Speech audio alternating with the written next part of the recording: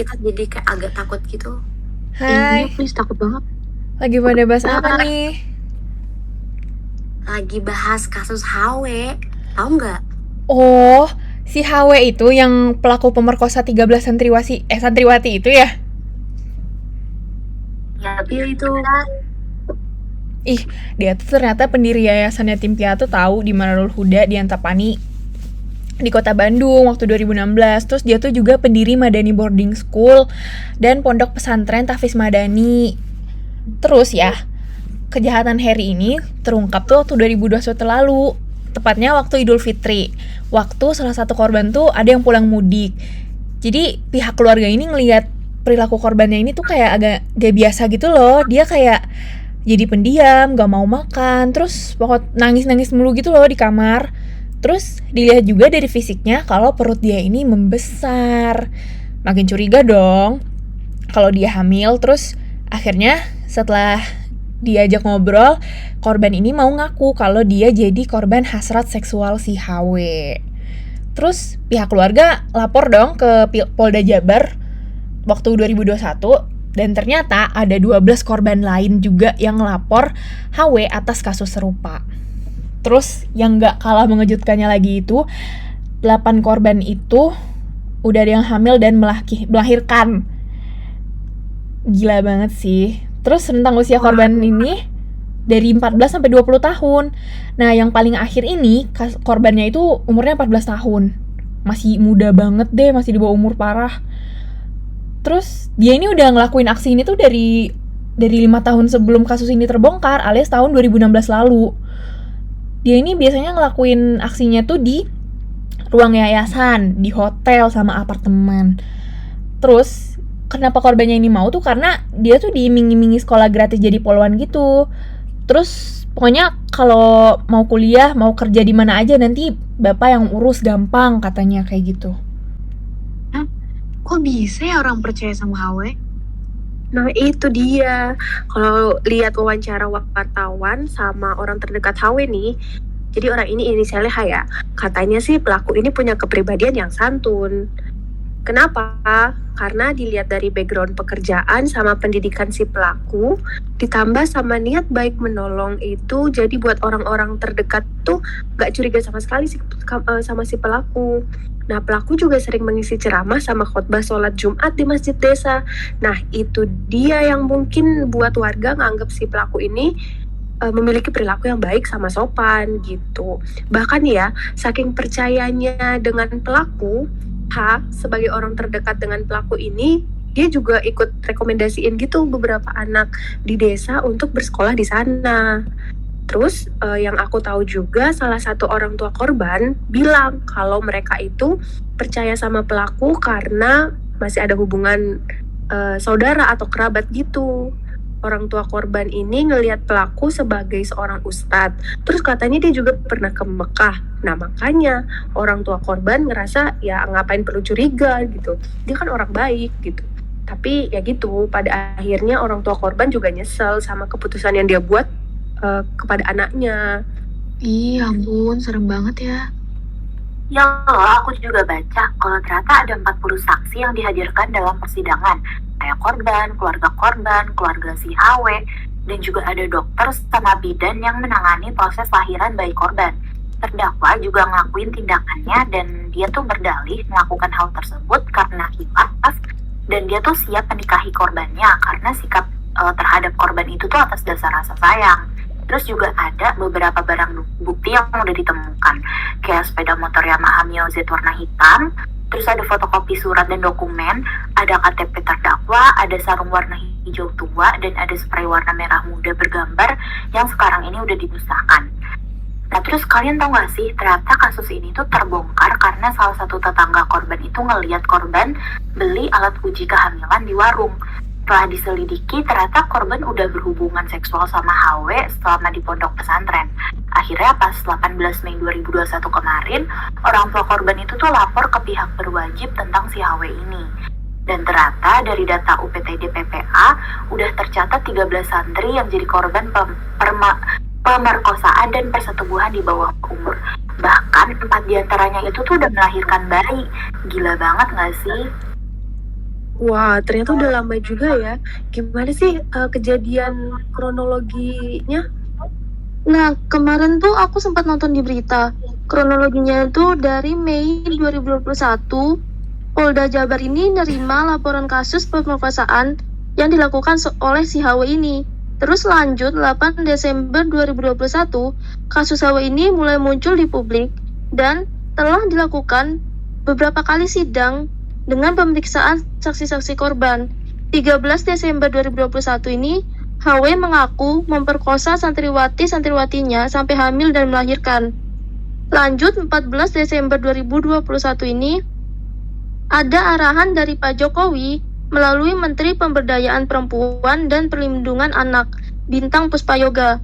Beliau ini ikut terjun mengawal kasus berkoordinasi dengan Kejaksaan Tinggi Jawa Barat. 15 Desember 2021, proses peradilan kasus HW ini masih berlangsung di pengadilan dan sudah 21 saksi yang diperiksa saat persidangan.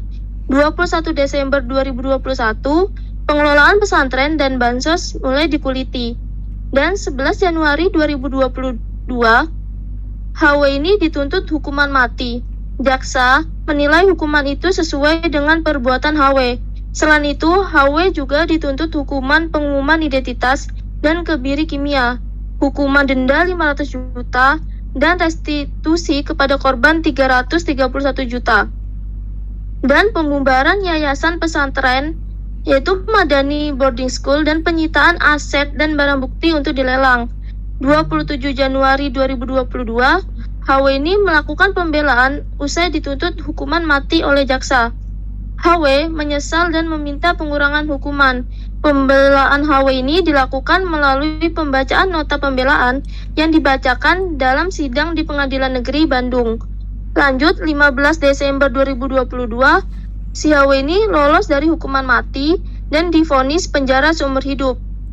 21 Februari 2022, Jaksa Penuntut Umum Kejaksaan Tinggi Jawa Barat mengajukan banding atas vonis seumur hidup HW. Dan 4 April 2022, akhirnya di tingkat banding, hukuman HW ini diperberat menjadi hukuman mati. Wah, panjang juga ya perjalanan kasusnya. Nah iya, kemarin aku habis nonton berita itu nyoba buat analisis kasusnya sih. Hasil yang aku dapat itu, penyebab terjadinya kekerasan seksual yang dilakukan HW ini dapat dilihat dari teori psikoanalisa yang dikemukakan Sigmund Freud. Nah, berdasarkan dari teori Freud ini, kehidupan jiwa itu memiliki 3 tingkatan. Yang pertama sadar, prasadar, dan tak sadar. Menurut Freud sendiri, terdapat alam bawah sadar yang mengendalikan sebagian besar perilaku individu. Freud juga mengatakan bahwa perilaku individu ini didasarkan pada hasrat seksualitas yang dirasakan individu dari ibunya sejak kecil. Kebutuhan untuk menyalurkan libido yang terdapat pada tubuh manusia tidak selalu dapat direalisasikan. Penyebab dari hal ini itu karena adanya norma-norma sosial yang terdiri dari norma agama, adat istiadat, norma hukum, kesusilaan, dan sopan santun. Norma-norma ini terdapat syarat-syarat apa saja yang mengatur untuk menyalurkan libido yang ingin dilampiaskan. Misalnya nih, norma agama itu mengatur bahwa dapat berhubungan seksual jika sudah menikah. Terus, norma hukum mengatur umur berapa saja yang sudah diperbolehkan untuk berhubungan seksual. Cara pengalihan libido ini itu dapat berbentuk positif, tapi juga dapat menjadi negatif seperti kekerasan seksual yang dilakukan oleh si HW ini. Terus katanya kelanjutan kasusnya itu awalnya hakim membebaskan HW dari hukuman membayar restitusi dikarenakan HW ini akan dihukum seumur hidup.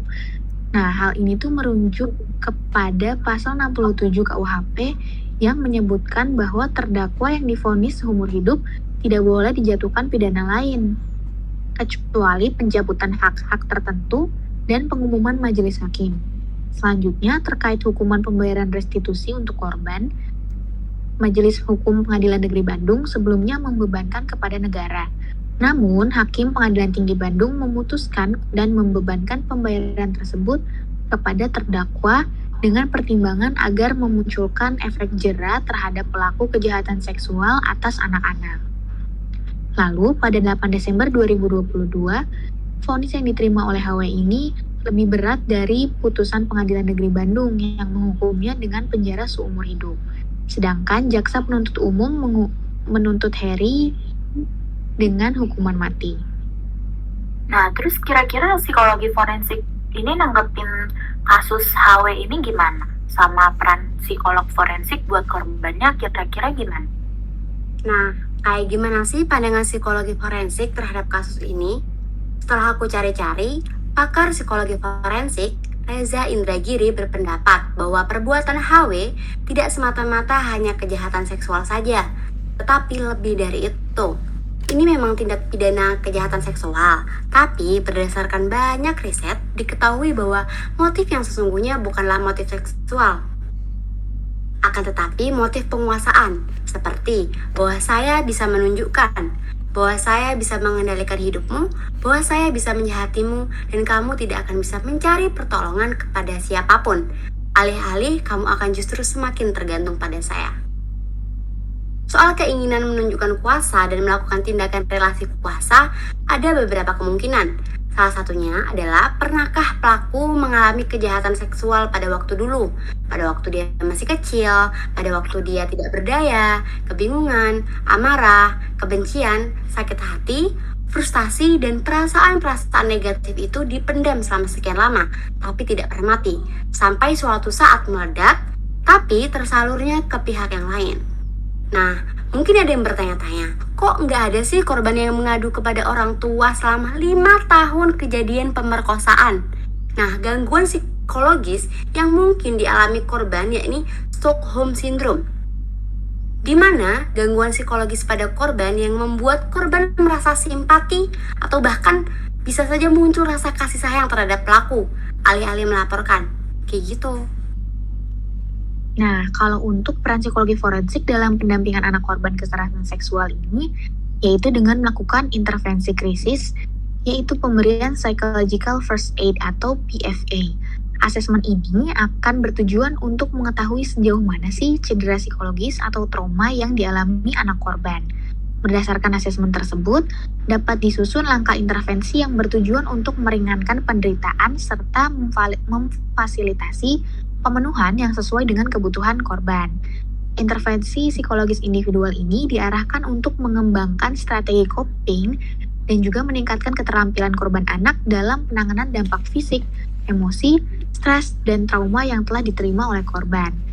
Selanjutnya, pasal atau undang-undang yang dapat menjadi landasan yuridis dalam psikologi hukum sebagai bentuk perlindungan kasus untuk menjamin psikologis korban anak dari tindak kejahatan kekerasan seksual, yaitu pasal 69 Undang-Undang Perlindungan Anak, yaitu pada huruf C dan juga D. Wah, menarik juga ya bahas kasus kriminal gini. Bisa nambah ilmu dan wawasan, juga awareness buat kita serta semua pendengar buat lebih berhati-hati lagi. Kapan-kapan bahas kasus kriminal lagi yuk. Mungkin tentang perampokan? Boleh. Aku kemarin ada lihat kasus perampokan gitu di TikTok. Oh gitu, oke, nanti kita bahas nih minggu depan. Duh, jadi nggak sabar deh. Sampai bertemu di bahasan-bahasan kita selanjutnya. Dadah. Dadah. Dah. Dadah. Dadah.